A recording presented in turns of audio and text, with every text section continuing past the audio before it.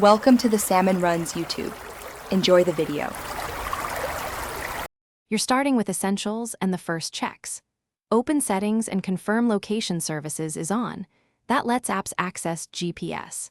Make sure airplane mode is off and either Wi-Fi or cellular is active so the device can assist positioning. Restart the iPhone to clear temporary radio issues. Once done, open Apple Maps or Google Maps and give it a minute to acquire satellites and AGPS data. This initial pass solves many common lock failures by restoring background services and connections. Next, dive into deeper fixes that address configuration problems. Reset network settings to clear corrupt Wi-Fi, cellular, and VPN states. This often restores GPS assistance. Note you'll re-enter Wi-Fi passwords. Make sure your iOS is up to date because location firmware and AGPS databases update with system patches. Toggle compass calibration and check app-level location permissions so the right apps get precise location.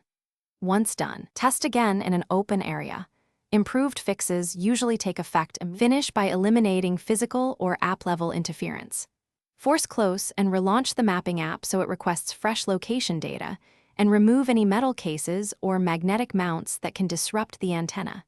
If the problem persists, back up your iPhone and perform an erase and restore.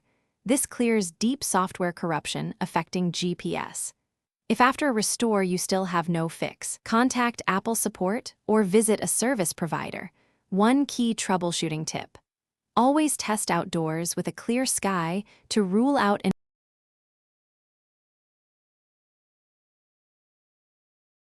Thanks for watching. Consider subscribing if we helped you.